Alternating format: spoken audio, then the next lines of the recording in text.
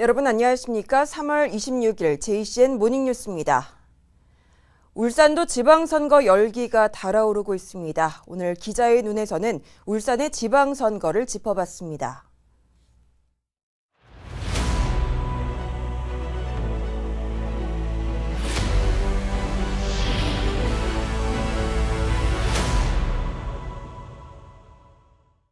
네, 울산도 지방선거 열기가 한껏 달아오르고 있습니다. 시장과 구군청장, 시의원과 구군의원 출마 선언이 이어지고 있고 대진표 윤곽이 나온 곳도 있습니다.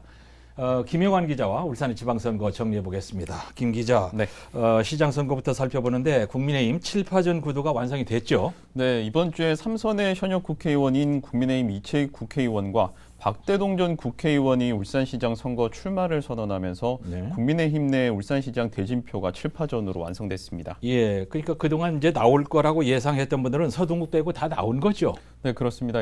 김두겸 전 남구청장이 대선 전에 가장 먼저 등판을 했고요. 예. 대선 이후에는 5선의 정가윤 전 국회 부의장, 또 3선 울산시장을 지냈던 박맹우 전 국회의원, 또 초선의 서범수 국회의원, 그리고 3선의 이채익 국회의원과 네. 허원욱 전 울산시 행정부시장, 마지막으로 박대동 전 국회의원이 합류하면서 국민의힘에서만 7명이 출마를 했습니다. 예, 자, 그런데 변수가 하나 나왔단 말입니다. 국민의힘 지도부가 현역 의원이 출마하면 10점 감점한다는 지침이 나오고 또 무소속으로 출마하면 15점 감점을 한다고 하는데 뭐 울산에 무소속은 없으니까 해당 사항이 없지만 현역 감점, 이거는 이채익 서범수 의원이 해당이 된단 말이에요. 이것 때문에 상당히 시끄럽습니다. 네, 현역 국회의원이 지방선거에 출마하는 경우에 공천평가에서 10%를 감점하겠다는 지침을 국민의힘 최고위가 밝혔습니다. 네. 울산시장 선거에 이채익 서범수 의원이 도전 의사를 밝힌 만큼 해당 사항이 됩니다. 네. 두 의원 모두 최고위 지침에 불만을 드러냈는데요.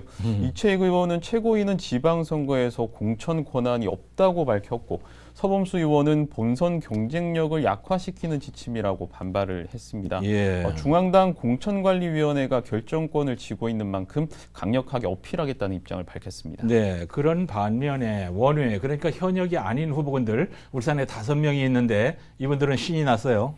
네, 원외 후보군들은 국회가 여소야대인 상황에서 의석수를 지켜야 한다는 판단을 최고위가 내린 것 같다며 반기는 분위기입니다. 네. 10%가 만만치 않은 수치인 만큼 예. 경선에서 분명하게 영향을 미칠 것으로 분석들을 하고 있습니다. 그렇습니다. 이거 10% 감점, 이거 아주 큰 건데 자, 어떻게 될지 모르겠습니다. 민주당은 울산시장 선거 분위기가 어떻습니까? 송철호 시장 재선에 문제 없나요? 민주당에서는 송철호 시장의 재선 도전이 아직은 유력합니다. 네. 하지만 이 청와대 하명수사 의혹 사건에 대한 재판이 진행 중인 부분이 상당한 부담이 될 것이라는 분석들이 나오고 있는데요. 예. 당 지도부가 울산시장 선거에 대해서 어떤 결정을 내릴지에 상당한 관심이 모아지고 있습니다. 현재까지 울산시장 선거 출마에 대해서 공식적인 입장을 밝힌 인물은 송철호 시장과 장윤호 시의원입니다. 예. 장윤호 의원은 예비 후보 등록을 위한 서류 제출을 준비 중에 있는 것으로 알려졌습니다. 네. 그리고 김영문 한국동서발전사장은 아직까지 출마 여부에 대해서 공식적인 입장을 내어놓지 않고 있는 상황입니다. 예, 송철호 시장 외에 두 분 이름 계속 나오긴 하는데 근데 민주당에 현재 마땅한 인물이 없잖아요. 그럼에도 지역 6개 위원장들이 시장 선거에 나갈 의사 없다 이렇게 밝혔죠. 네, 이 더불어민주당이 지방선거 출마 희망자의 경우에 3월 12일까지 지역위원장직을 사퇴하라는 지침을 내렸었는데요. 네. 울산에서는 6개 지역위원장 가운데 울주군의 오세곤 위원장만 사퇴를 했습니다. 오 위원장은 울주 군수에 출마할 예정인 것으로 예. 전해졌습니다. 나머지 이상은 시당 위원장이자 또 북구지역 위원장 또한 출마 계획이 없고요. 박향로, 심규명, 박선진, 김종환 지역 위원장들 또한 이번 지방선거 불출마가 확정됐습니다. 네. 자, 울산시장 선거 얘기는 이 정도 하고 군청장 대진표도 좀 살펴보겠습니다. 먼저 중구 많이 나오던데요. 네, 국민의힘 내에서만 6파전이 예상됩니다. 6파전. 고호근 시의원과 김영길 전 중구의장, 노세영 중구의원, 문병원 전 시의원, 서경환 전 중구의원, 정창화 씨 등인데요. 민주당에서는 박태환 중구청장의 재선 도전이 유력한 가운데 황세영 시의원이 경선에 뛰어듭니다.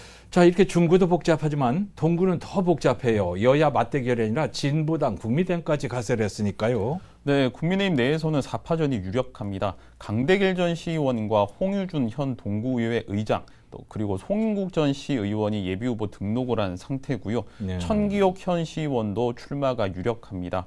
민주당에서는 정천석 동구청장의 재선 도전이 유력한 가운데 황보상준 전 동구지역위원장이 예비후보 등록을 했습니다. 예. 국민의당에서도 손사모 울산시당 선대위원장이 예비후보로 등록을 했고요.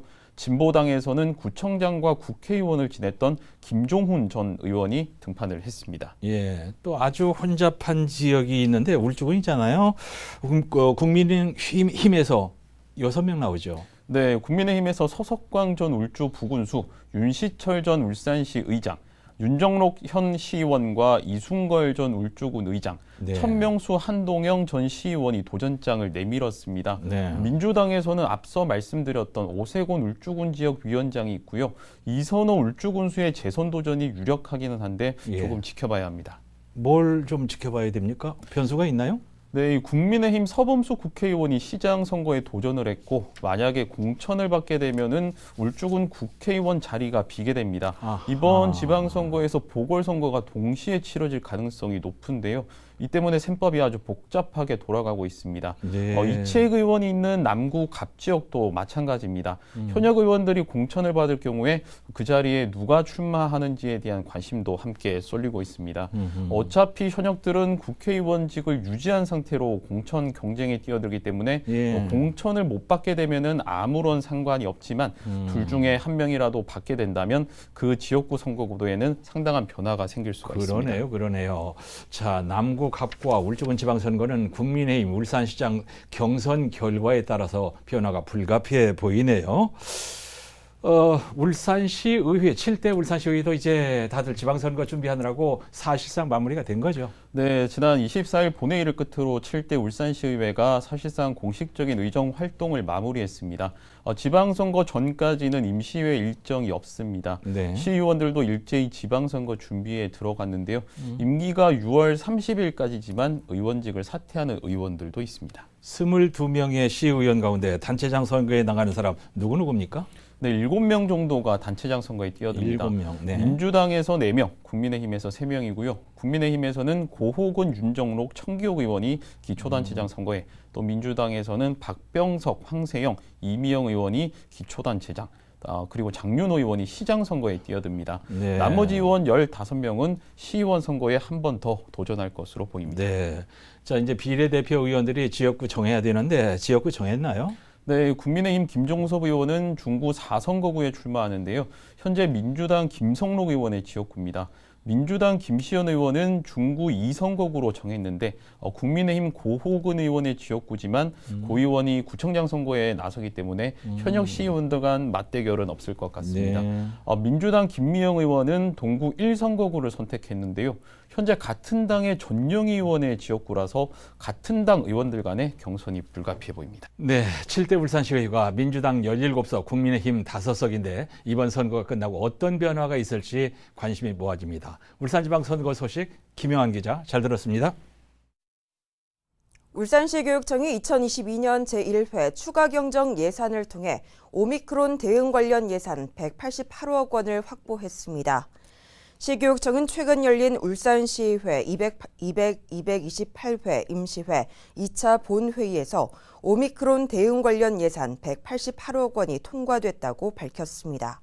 오미크론 대응 관련 예산은 방역 물품 지원 43억 원, 방역 인력 지원 54억 원, 학교 기본 운영비 88억 원, 교육 회복 지원 3억 원 등입니다.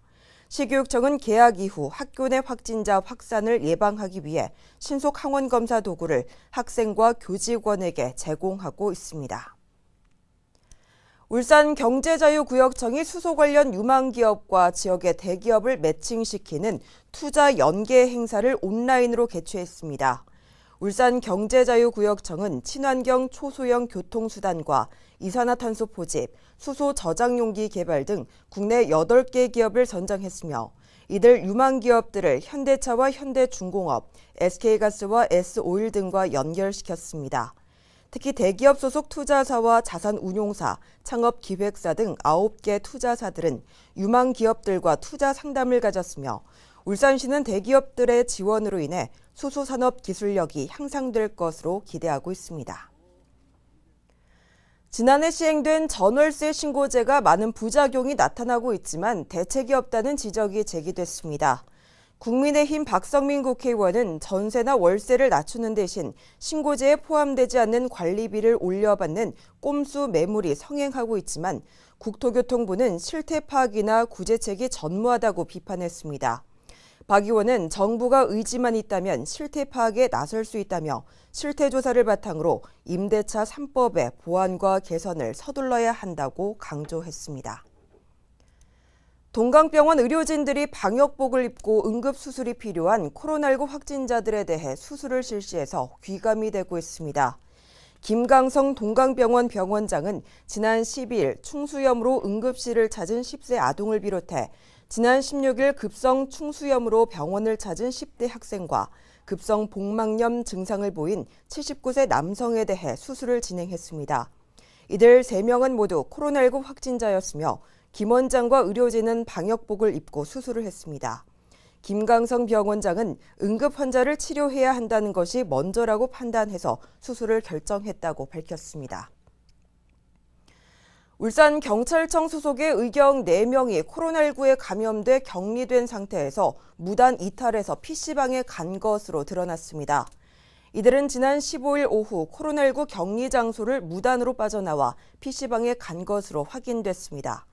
경찰은 다음 주 중 이들에 대한 징계위원회를 열 방침입니다. 1인 가구 증가 등으로 반려동물을 키우는 사람들이 해마다 증가하고 있습니다. 이에 따라 울산시는 어제 반려동물 전문기관인 KCMC 문화원과 업무 협약을 맺고 반려동물로 인한 사회 문제를 해결하고 올바른 반려 문화가 정착되는 데 앞장서기로 했습니다. 보도에 박정필 기자입니다. 2020년 기준 우리나라 반려 가구는 604만 가구로 전체 가구의 29.7%에 이릅니다. 반려인은 1,448만 명으로 우리나라 4명 중 1명은 반려동물과 함께 살고 있습니다. 울산 지역에서는 10명 중 1명은 반려동물을 양육하고 있는 것으로 조사됐습니다. 이 때문에 울산시가 반려동물 문화정착에 나섰습니다. 반려동물 전문 기관인 KCMC 문화원과 함께 사람과 동물이 조화롭게 공존하는 반려동물 친화도시 애니언시티로 만들겠다는 겁니다. KCMC 같은 훌륭한 반려동물 문화 첨단을 위한 전문기관과 울산시가 협력해서 반려 문화를 더 성숙시키는 좋은 기회가 되면 좋겠습니다. 반려동물 부양가구 증가와 함께 개 물림 사고와 층간소음 피해 등 반려동물 사건 사고도 증가하고 있는 현실. 이런 사고의 가장 큰 이유는 반려인과 비반려인 간의 사회적 규범이 정착되지 않고 있기 때문입니다. KCMC 문화원은 이런 사회적 갈등 해소를 위해 반려동물 매너 교육을 실시하고 이웃 간 안전하고 행복한 공존문화 조성에 나섭니다. 반려인들 먼저 올바른 교육 문화가 형성이 되어야지만 올바르게 같이 공존하는 사회를 만들 수가 있습니다. 특히 대단위 아파트를 대상으로 패티켓과 에티켓 교육을 실시하고 이웃 간 갈등을 해소할 계획입니다. 대단히 아파트 단지별로 반려동물 숫자들이 굉장히 늘어나는 만큼 패티켓, 에티켓 문화가 자리를 잡지 못한 것이 현실이거든요. 그래서 저희가 가장 먼저 시행할 것이 올바른 산책 문화 만들기 먼저 시행을 통해서 교육의 중요성을 알리도록 노력을 해보겠습니다. 또 이웃 간 갈등을 사전에 예방하기 위해 반려동물 양육 케어 등 다양한 프로그램도 함께 진행합니다. 반려인구 1,500만 시대, 반려동물 친화도시 애니언시티로 나아가기 위해 한국형 반려동물 문화정착에 나선 울산시. 울산시는 반려인과 비반려인의 아름다운 공존을 위한 변화의 첫걸음을 시작했습니다. JCN 뉴스 박정필입니다. 올해 2분기 기업 경기 전망 지수가 글로벌 경제 불확실성으로 하락한 것으로 나타났습니다. 울산상위가 지역 제조업체 150곳을 대상으로 올해 2분기 기업 경기 전망 지수를 조사한 결과 직전 분기 89보다 소폭 하락한 88을 기록했습니다. 이 같은 기업 경기 전망 지수는 지난해 3분기 이후 4분기 연속 기준치 100을 밑돌고 있는 것입니다. 항목별로는 매출액과 영업이익을 포함한 설비 투자와 자금 조달 여건, 공장 가동 여건 등의 모든 항목에서 기준치 아래로 나타나 경영에 많은 어려움이 예상됐습니다. 울산해양경찰서가 내일까지 연안 안전사고 위험 예보제 관심 단계를 발령했습니다. 울산해경에 따르면 기상청의 풍랑 강풍 예비특보 발표에 따라 내일 아침까지 해안과 해상을 중심으로 강한 바람을 동반한 높은 너울성 파도 등 기상 악화가 예상돼 관심 단계를 발령했다고 밝혔습니다. 울산해경은 위험 예보제 발령 기간 중 사고 발생 위험성이 높은 항포구와 갯바위, 방파제 등 위험구역을 중심으로 순찰 활동을 전개하는 등의 해양 안전사고 예방에 총력을 다할 방침입니다. 울주군이 봄철을 맞아 4월 한 달 동안 불법 어업에 대한 지도와 단속을 벌입니다. 울주군은 어구 사용 금지 구역과 금어기 조업 행위에 대한 감시를 강화하고 무허가 어업 행위 등 불법 행위도 단속할 예정입니다. 특히 4월 초부터 5월 말까지 전국 해역에서 포획이 금지된 살 오징어에 대한 육해상 특별 점검도 벌이게 됩니다. 중구청과 물풀의 복지재단은 어제 중구 다봄 행복센터 운영을 위한 위수탁 협약을 체결했습니다. 이날 협약에 따라 물풀의 복지재단은 다음 달부터 2024년 6월까지 2년 3개월 동안 중구 다봄 행복센터의 운영을 맡게 됩니다. 한편 물풀의 복지재단은 한부모 가족 복지시설과 중구 종합사회복지관, 남구 육아종합지원센터 등을 수탁받아서 운영하고 있습니다. 동구 최초의 구립도서관인 남목도서관이 오는 31일 개관식을 갖고 다음 달 1일부터 본격적인 운영에 들어갑니다. 동구청은 지난해 1월 사업비 43억 원을 들여 지난해 10월 지상 3층 연면적 954제곱미터 규모의 도서관 건물을 준공한 뒤에 시범 운영을 거쳐 다음 달 1일부터 운영에 들어간다고 밝혔습니다. 현재 개관 장서는 2만여 건이며 다음 달 6일까지 지역 주민들을 대상으로 개관 기념 도서 기증 운동도 추진할 계획입니다. JCN 모닝뉴스를 마칩니다. 함께해 주신 여러분 고맙습니다.